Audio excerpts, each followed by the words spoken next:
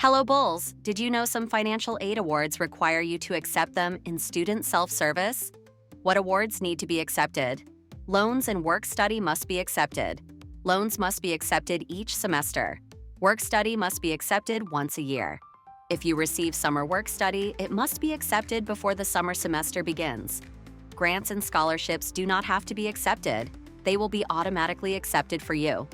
How do you accept your awards? Log into Student Self-Service by clicking the tile on My USF. Select Financial Aid. Click the Award Offer tab and scroll down to view your aid offer.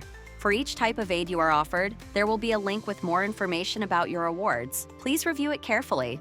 If you have loans and/or work study, you must accept the terms and conditions from the Home tab. Review your awards and decide if you want to accept, reduce, or decline them by using the drop-down in the Take Action column. Once you've made your decisions, click the Submit button and you're done. Remember, before you accept or decline your awards, use our cost calculator to plan your budget. If you have any additional questions, please visit the Office of Financial Aid's website. Thanks for watching and go Bulls!